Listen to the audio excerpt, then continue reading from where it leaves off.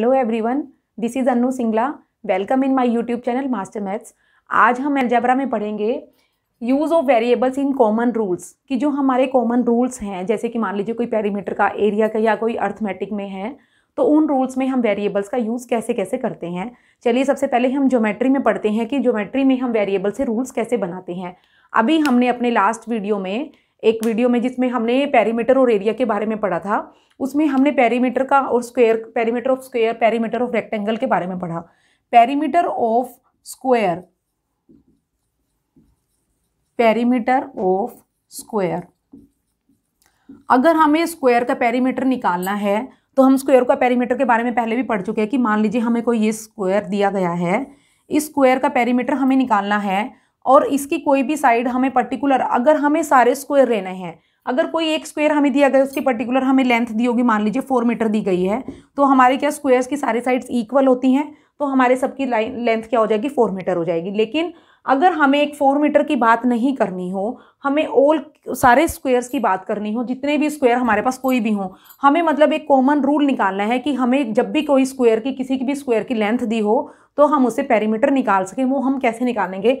मान लीजिए हमें कोई स्क्वायर है, उसकी लेंथ हमने क्या किया, हमने सोच लिया कि उसकी लेंथ a है, या हम उसकी लेंथ क्या मान सकते हैं, लेंथ है तो हम उसको l से भी डिनोट कर सकते हैं। मान लीजिए l हमें लेंथ दी गई है, तो अगर हमें इसकी लेंथ l दी गई है, हमारा जो है पेरीमीटर ऑफ स्क्वायर क्या हो जाएगा, 4 into L, that is 4l भी हम इसको लिख सकते हैं।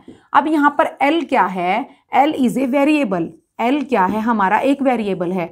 वेरिएबल का मतलब जिसकी वैल्यू फिक्स नहीं है, जिसकी वैल्यू चेंज होती है, उसको ही हम वेरिएबल कहते हैं।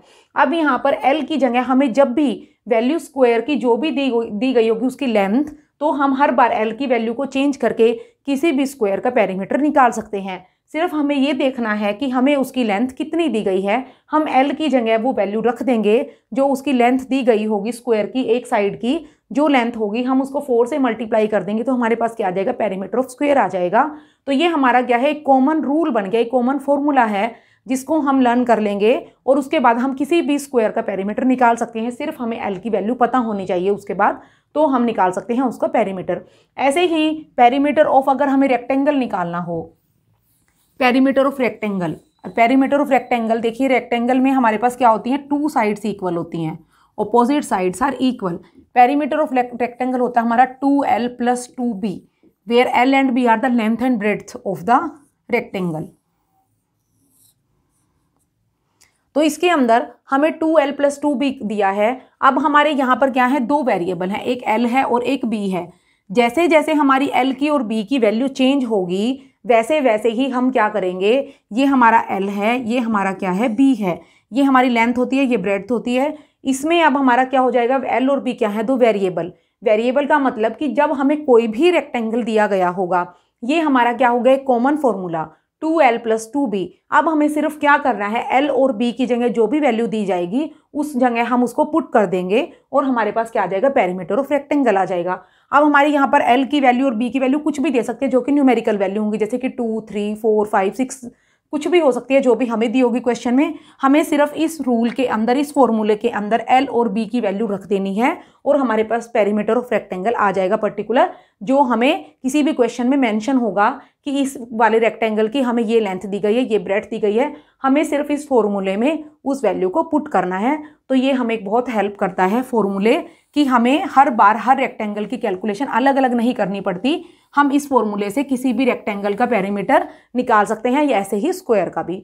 अब अर्थमेटिक में हम कैसे यूज़ करते हैं, अर्थमेटिक में जैसे कि कॉम्यूटेटिविटी है, मैं अपने पिछले वीडियो में भी कॉम्यूटेटिव रूल के बारे में पढ़ा चुकी हूँ। कॉम्यूटेटिव, अब कॉम्यूटेटिव देखिए, कॉम्यूटेटिव क्या होता है हमारा, कि हम किन्हीं भी 2 नंबर्स को पहले उसको लिखें या पहले दूसरे नंबर को लिखें, किसी को भी लिखें, तो दोनों तरफ एडिशन करने से हमारे पास सेम आता है। जैसे कि 3 + 4 अगर हम लिखें, या फिर हम 4 + 3 लिखें, ये हमारा क्या हो गया, दोनों तरफ से हम 3 को पहले ऐड करें, 4 को करें, ये भी 7 आएगा, ये भी 7, तो हमारा ये क्या होता है, इसको हम कॉम्यूटेटिव बोलते हैं।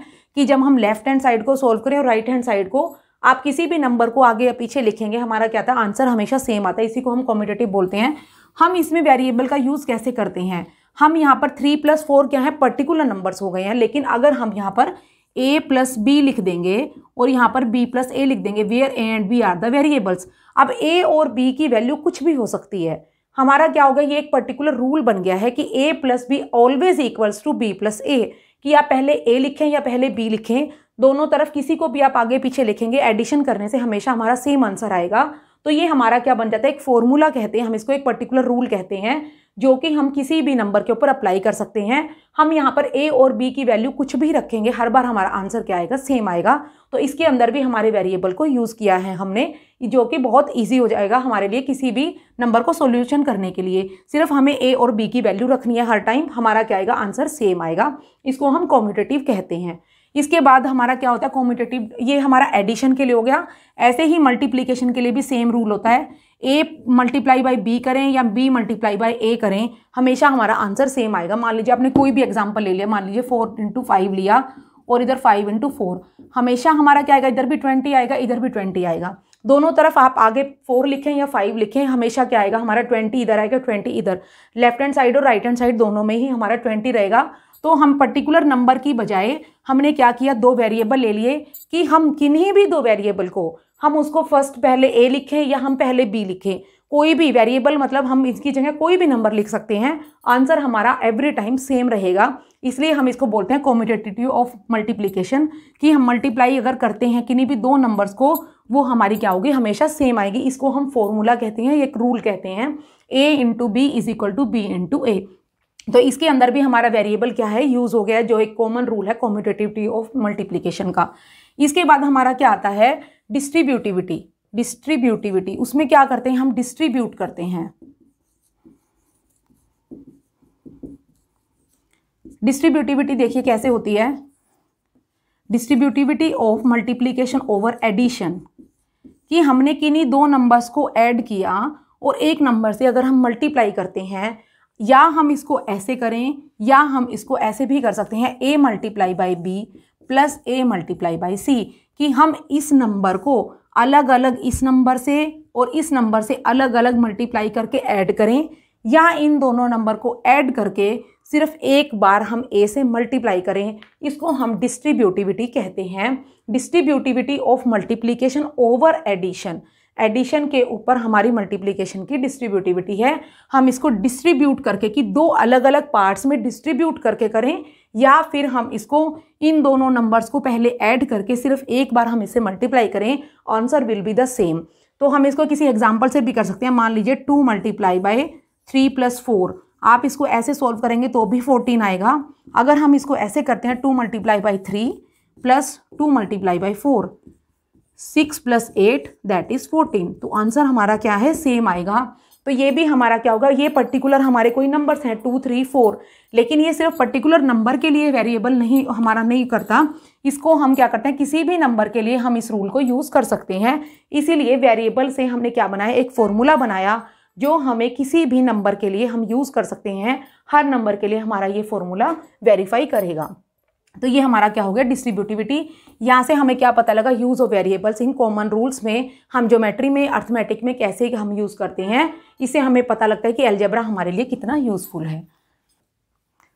तो ये हमारा क्या है, अलजेब्रा के बेसिक्स हैं। इसे अगर आप क्लियरली समझेंगे तो आगे भी आपको बहुत फ़ायदा होगा इन सब से। आपको 7th 8th क्लास में भी इसका यूज़ मिलेगा।